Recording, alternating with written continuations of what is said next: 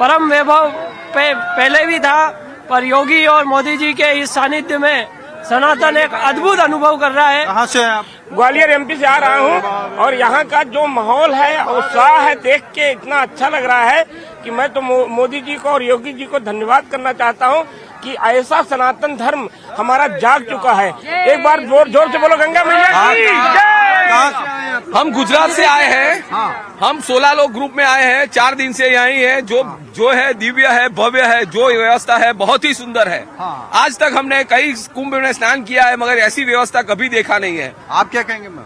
नहीं, गुजरात से आए, बहुत अच्छा है, बहुत व्यवस्था है। ये एक ध्वज भी लाए हैं। ध्वजा लेकर आए। भूल न जाए, दूर से दिखाई दे। दूर से दिखाई देख सकते हैं, देख सकते हैं। बस हम योगी जी और मोदी जी का धन्यवाद करते हैं कि उन्होंने इतना अच्छा मैनेजमेंट किया हुआ है। हमारा ये चौथा कुंभ है और हमें बहुत अच्छा लग रहा है, बहुत खुशी हो रही है कि हम पहले ही दिन नहाने आए हैं, स्नान करने आए हैं। लेकिन पहले ये महाकुंभ में होता था, लोग खो जाते हैं, लेकिन इस बार आर्टिफिशियल इंटेलिजेंस का यहाँ पर अरेंजमेंट किया गया है। खोने का कोई गुंजाइश नहीं है, लेकिन फिर भी आप देख सकते हैं कि लोग जो पुरातन बिल्कुल जब पहले आते थे तो इसी तरह ध्वज लेके आते थे। बहुत सारे श्रद्धालु तो ऐसे भी मिले जो अलग अलग जगहों से आ रहे हैं, अलग अलग जगहों से आ रहे हैं, दोस्त हैं, परिचित हैं, और वो एक दूसरे को बता रहे हैं कि कुंभ में मिल लेंगे, कुंभ में ही मुलाकात होगी।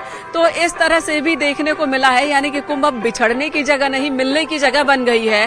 कुंभ इतना सरल बनाने की कोशिश, और वो कोशिश कुछ बहुत हद तक कामयाब होती भी दिख रही है। इस वक्त हमारे साथ स्वामी अभिषेक ब्रह्मचारी जी मौजूद हैं, वरिष्ठ संत हैं। हमारे साथ डॉक्टर प्रभाकर त्रिपाठी जी सुबह से मौजूद हैं, जो कुंभ की महत्ता बता रहे हैं, प्रयागराज की महत्ता बता रहे हैं, सनातन धर्म का क्या संदेश है वो बता रहे हैं, और साथ ही कैसे ये प्रकृति और विज्ञान से जुड़ा है सनातन धर्म, और हमारी एक एक विधि, हमारे एक एक संस्कार, एक एक जितने धार्मिक अनुष्ठान होते हैं उनका क्या सांस्कृतिक के साथ साथ साइंटिफिक कारण है वो भी बता रहे हैं। और अब ब्रह्मचारी जी से हम बात करते हैं। अभिषेक जी, सबसे पहले तो आप बताइए कुंभ का महत्व क्या है, और कुंभ के स्नान को लेकर लोगों में इतनी ऊर्जा क्यों है, इतनी लालसा क्यों? अश्वमेघ सहस्राणि वाजपेय शतानि च लक्ष्य प्रदक्षिणा भूमि कुंभ स्नाने न तत्फलम। शास्त्रों में कहा गया कि अश्वमेघ जग 1000 करे, वाजपेय जग 100 करे, और 1 लाख भूमि की प्रदक्षिणा करे। जो फल होता है वह एक बार कुंभ स्नान में स्नान करने का होता है। और यह पुनीत अवसर लोग कैसे चूकेंगे, यही उत्साह उनके मन के जो समुद्र है उसमें हिलोरे ले लेके देखिए इस रास्ते पर चलने वाली बुजुर्ग महिला जिसके चल नहीं जा रहा है वो भी आ रही है। धाये काम काज सब त्यागी, मनहु रंक निधि लूटन लागी। तो सब लोग अपने काम को छोड़ के धर्म को प्रमुख मानते हुए इस कुंभ के पावन पर्व में गंगा और जमुना के मध्य में स्नान करने हेतु आतुर हैं और लालायित होके आ रहे हैं। यही भावना है। एक बहुत बड़ा सवाल लोगों के जहन में होता है कि माँ सरस्वती तो हमें दिखती नहीं है यहाँ। माँ सरस्वती जो संतों के मुख से प्रवचन के रूप में निकलती है, ज्ञान के रूप में निकलती है, वही सरस्वती के गोते में आवाहन करते हैं। गंगा और यमुना से अपने शरीर को धो लेते हैं, और जो ब्रह्म निरूपण धर्म विधि वर्णय तत्व विचार कहाँ भक्ति भगवंत के संयुक्त ज्ञान विराग, वही सरस्वती के रूप में हम लोग मानते हैं। और कुछ लोग यह भी कहते हैं कि अलुप्त सरस्वती यहाँ विद्यमान होती हैं और यही उन गंगा जी में विलीन अपने आप को करती हैं। तो सरस्वती जी ज्ञान के रूप में भी यहाँ प्रस्तुत हैं और अदृश्य रूप में भी प्रस्तुत होकर लोगों का कल्याण कर रही हैं। एक और सवाल मैंने अभी आचार्य जी से भी किया था, ये सवाल रखा था, क्योंकि जितने भी अनुष्ठान हैं, जितने भी धार्मिक अनुष्ठान होते हैं, मंत्रों का विशेष महत्व होता है। तो बहुत सारे श्रद्धालु जो आते हैं हर हर गंगे का जाप करते हुए वो स्नान करते हैं। कुछ के मन में सवाल भी होता है कि क्या कोई मंत्र जाप है जिससे फल की प्राप्ति और ज्यादा हो सके जब वो कुंभ स्नान करें? देखिए, मंत्र तो गुप्त होता है, उसको मीडिया के सामने प्रस्तुत नहीं किया जा सकता है, और वह गुरु शिष्य परंपरा के अनुरूप जो मंत्र प्राप्त होता है वह गुरु शिष्य को कान में प्रस्तुत करता है। आपके भी गुरु होंगे, आदि के गुरु कान में उसको प्रदान करते हैं और जब उसका अनुष्ठान किया जाता है तो उसका प्रतिफल उस जापक को, साधक को मिलता है। और नाम महामणि जो होता है, नाम मंत्र जो होता है, वो तो सब कहता है हर हर गंगे, जय गंगे, हरे कृष्णा। नाम महामंत्र का जाप करके लोग पुण्य प्राप्त करते हैं और नाम जो महामंत्र है वो सब मंत्रों पर भारी है। तो नाम मंत्र सब जपता है, हर हर गंगे करके सब लोग स्नान जरूर करता है।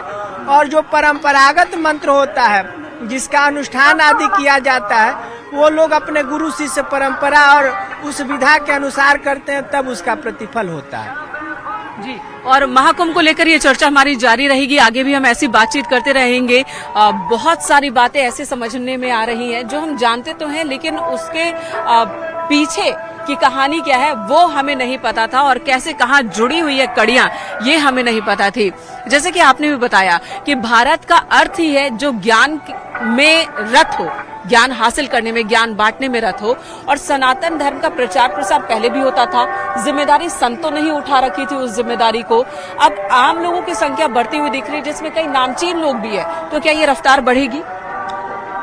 देखिए मेनका जी, मैंने बताया कि ज्ञान और रत लगा हुआ, यहाँ हमारे जितने श्रद्धालु आए हैं, जितने कल्पवासी आए हैं, जितने संत महात्मा आए हैं, ये केवल भारत के कल्याण के लिए नहीं, ये विश्व के कल्याण के लिए आए हैं। हमारा तो जय घोष ही है, विश्व का कल्याण हो।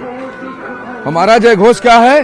विश्व का कल्याण हो। सर्वे भवन्तु सुखिनः, सर्वे सन्तु निरामया, सर्वे भद्राणि पश्यन्तु, मा कश्चित् दुःखभाग् भवेत्। हम तो अनादिकाल से, सभ्यता के ऊषा काल से, जब लिपि का विकास नहीं था, जब वर्ण का विकास नहीं था, जब वो बात आई कि नत्वा बसाने नटराज राजो ननाति धक्वा नौ पंचवारम, जब भगवान शंकर का डमरू बजा 14 बार और 14 सूत्र आए जिससे भाषा आई, तो देखिए संस्कृत भाषा और हमारे वेदों के मंत्र ये क्या है?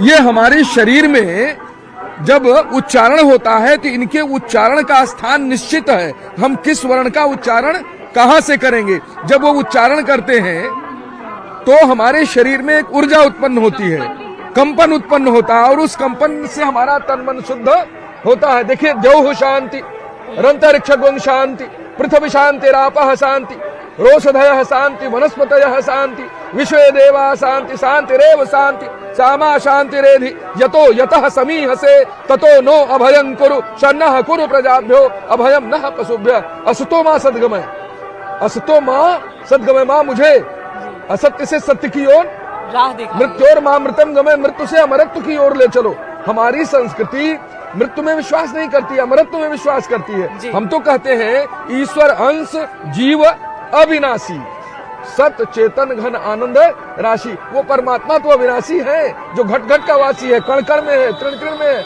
आप देखिए भक्त प्रहलाद की घटना, जब उसके पिता ने चुनौती दी, कहाँ है तेरे भगवान, उठाया गदा और मारा खम्भ में, प्रकट हो गया, नरसिंह अवतार हो गया। तो ये कपोल कल्पनाएं नहीं है, ये वास्तविक सत्य है जिसे हमारे ऋषियों मंत्र दृष्टा रहा, अनुभव किया और सारे संसार को ये ज्ञान उन्होंने दे दिया। यही सवाल मैं आपके सामने भी रखूंगी अभिषेक जी। सनातन धर्म के प्रचार प्रसार की जिम्मेदारी अभी तक ऋषियों मुनियों संतों की थी। क्या आपको लग रहा है कि वाकई सनातन को लेकर एक नए काल चक्र की शुरुआत हो गई है, जहां आम जनमानस वो भी अब प्रचार प्रसार में जुट रहा है? ये कौन आपसे बताया कि सनातन की जिम्मेदारी ऋषि महात्माओं की है? आप देख रहे हैं क्रिश्चियन कम्युनिटी में वहाँ का हर व्यक्ति, हर नॉन जो होती है वह एक अपने धर्म का सिंबॉलिक चिन्ह लेके और लोगों के बीच जाके अपना प्रचार प्रसार करती है। सनातन में पैदा हुआ हर व्यक्ति उसको सनातन के प्रचार प्रसार की जिम्मेदारी लेनी चाहिए और होती है, चाहे वो आप हो चाहे हम हो। आचार्य जो होते हैं, जो संत महात्मा होते हैं, वो मार्गदर्शन देते हैं, आपको कहेंगे कि इस रास्ते से चलिए, यह गलत हो रहा है। उससे भी अगर नहीं होता है तो भगवान अवतार लेके संत महात्माओं को व्यवस्थित करते हैं। तो इसलिए सनातन में जन्मा हर व्यक्ति जिम्मेदार है सनातन को प्रचार प्रसार और आगे बढ़ाने के लिए। दूसरा, आपने एक प्रश्न किया कि अब जो है, अब लग रहा है कि अब लोग अपने जिम्मेदारियों के सापेक्ष आ रहे हैं और अपनी जिम्मेदारी अपने आप में उठा रहे हैं। और सनातन को आगे बढ़ा रहे हैं। तो सनातन धर्म को बढ़ाने का जो एक स्वर्णमय युग चला है, हमारे स्वामी जी कहते थे, जब सूरदास जी आज से कई सौ साल पहले आए, उन्होंने सुर सारावली में एक अपना दोहा दिया था।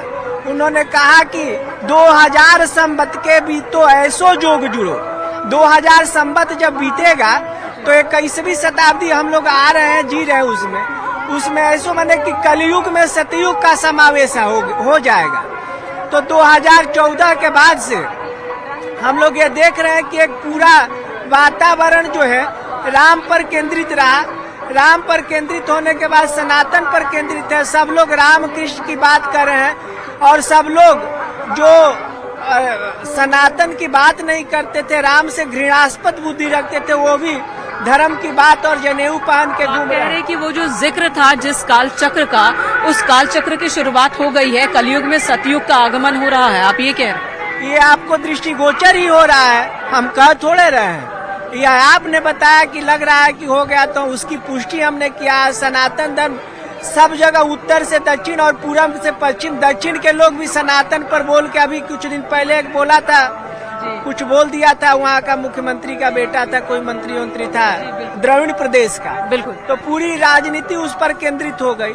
तो पूरा आज का जो समय है सनातन के इर्द गिर्द घूम रहा है, और सनातन के इर्द गिर्द घूमने पर और सनातन के वास्तविक स्वरूप को प्रस्तुत करने से ही हम और आप आगे बढ़ सकते हैं। इसके अलावा कोई विकल्प दिखाई नहीं दे। तो आपको वो बदलाव दिख भी रहा है, लोगों का जुड़ाव सनातन से बढ़ता हुआ दिख रहा है, और आने वाले दिनों में ये और ज्यादा मजबूत होगा जुड़ाव सनातन के प्रति लोगों का, ये कह रहे हैं यहाँ पर ब्रह्मचारी जी। राजीव जी का एक बार फिर से रुक कर लेते हैं। राजीव हमारे सहयोगी मौजूद है। राजीव, आपके पास आती हूँ, ओवर टू यू। बताएं वहाँ पर इस वक्त की जो भव्यता है वो कैसी है? आप देख सकते हैं कि मेनका लगातार महाकुंभ 2025 को लेकर जबरदस्त उत्साह देखने को मिल रहा है। गजब की आस्था, विश्वास और श्रद्धा देखने को मिल रहा है। न सिर्फ उत्तर प्रदेश बल्कि देश के विभिन्न राज्यों से यहाँ पर लोग पहुंचे हैं। मैडम हमारे साथ मौजूद हैं, जिससे हम बात करेंगे। कहाँ से आप लोग आए हैं? मुंबई से आए सर। कैसा लग रहा है यहाँ पर? अच्छा लग रहा है, बहुत अच्छा लग रहा है सर। किस तरह के अरेंजमेंट है यहाँ पर? बढ़िया व्यवस्था है सर योगी जी की। आप कहाँ से आए हैं? मुंबई से। कैसा लग रहा है? अच्छा लग रहा है। कहाँ पर संगम स्नान करने के लिए आए? हाँ। स्नान कर लिया? नहीं, अभी करने जा रहा है। आप देख सकते हैं, चाहे बच्चे हों, चाहे युवा हों, चाहे बुजुर्ग हों, बहुत ही जोश, आस्था, विश्वास और श्रद्धा के साथ यहाँ पर पहुँचे। कहाँ से आए आप लोग? प्रयागराज से। कैसा लग रहा है यहाँ पर? एकदम बढ़िया। तो देखिए भीड़ एकदम जबरदस्त है। ये सभी लोग आसाम से आए हैं। हेलो, आसाम गुवाहाटी। अच्छा, कैसा लग रहा है? बहुत अच्छा। योगी मोदी ने अच्छा बंदोबस्त किया। योगी मोदी ने अच्छा बंदोबस्त किया। हम कर्नाटक मैसूर से है। कैसा लग रहा है? बढ़िया, बहुत पूरे इंडिया को एक ही जगह में देखना है तो महाकुंभ आना है। सब लोगों को लेकर मैं आया। पूरी जगह को देखना है तो आप महाकुंभ आइए। और ये कहा भी जाता है, और ये जो आने वाले दिनों में अन्य जो स्नान होने हैं उसमें दुनिया की सबसे बड़ी जो तीसरी आबादी होगी वो महाकुंभ में आपको नजर आएगी। कहाँ से आए आप? कौशाम्बी से। कौशाम्बी से। ये तो बगल का ही जिला है। कैसा लग रहा है? अच्छा भी लग रहा है, माता रानी के गोद में आए हैं। महाकुंभ में प्रभु, महाकुंभ है। जो भी एक बार भी स्नान कर लेगा उसका निर्माण निश्चित है, मुक्ति। तब तो फिर आज पूरा लेकिन स्नान करने के बाद पाप नहीं करना है। हाँ, स्नान करने के बाद पाप नहीं करना है। और भी लोग यहाँ पर आए हैं, बात करें। कहाँ से आए सर? लखनऊ से आए हैं। किस तरह के अरेंजमेंट लग रहे हैं? बहुत सुंदर, बहुत सुंदर, दिव्य कुंभ लग रहा, बहुत बढ़िया है, बहुत अच्छा है। दिव्य कुंभ है। हाँ। देखिए, मैं बचपन में था, अपने बाबा चाचा पिताजी के साथ आता था, तो एक लाइन गूंजा करती थी कुंभ में, माघ मकर गत रवि जब होई, तीरथ पतहि आओ सब कोई। तीर लगा के चलना। देव धनुज किन्नर नर श्रेणी, सादर मंजहि सकल त्रिवेणी। यानी कि इस प्रयागराज में चाहे देवता हो, नर हो, किन्नर हो, सभी यहाँ पर आकर जब स्नान करते हैं तो उनको पापों से मुक्ति मिलती है और यहाँ पर पुण्य कर्म की प्राप्ति होती है। आप लोग कहाँ से आए हैं? हम जिला कासगंज से। कैसा लग रहा है यहाँ? बहुत अच्छा लग रहा है। कहाँ से? कासों से कैसा लग रहा है? बहुत अच्छा लग रहा है। आप देख रहे हैं कि तमाम लोग यहाँ पहुँचे हैं। आप कहाँ से आए? जय श्री राम, ग्वालियर से आए हैं, मध्य प्रदेश ग्वालियर से। कैसा यहाँ पर लग रहा है? बहुत ही अद्भुत नज़ारा है, बहुत ही अद्भुत दृश्य है और ऐसा संजोग 144 वर्ष बाद आया है। हम सब सनातनियों का बड़ा सौभाग्य है कि आज हम सब माँ गंगा की शरण में हैं और माँ गंगा की शरण में सराबोर हो रहे हैं सब सनातनी। और ये जितना भी आप हुजूम देख रहे हैं, ये सारा हुजूम जो है माँ गंगा की शरण में लेने के लिए आया है, उनमें डुबकी लगा करके अपने पापों को धोने के लिए आया है और हमारा ये परम सौभाग्य है। कैसे इंतजाम कैसे किए गए हैं? बहुत अच्छा लगा यहाँ पर कुंभ में आकर स्नान भी किया और मुझे कोई असुविधा तो नहीं हुई? नहीं, यहाँ पर कोई असुविधा नहीं हुई। उत्तर प्रदेश सरकार बहुत अच्छा काम कर रही है और हम का मिलन है। ये हमारे प्रयागराज धरती पे आस्था का मिलन है, इसलिए हम प्रयाग धरती को दिल से नमन करते हैं। भक्तों का दर्शन होना ही हमारे लिए पुण्य है। आप देख सकते हैं कि जितने श्रद्धालु यहाँ हैं उससे कई गुना ज्यादा आपको कई किलोमीटर का ये जनसैलाब है जो लगातार संगम की ओर पहुंच रहा है और वहां पर स्नान कर पुण्य लाभ कमा रहा है। और इसके लिए आप देख रहे हैं कि जो भी यहाँ पर लाखों की संख्या में लोग पहुंच रहे हैं वो योगी मोदी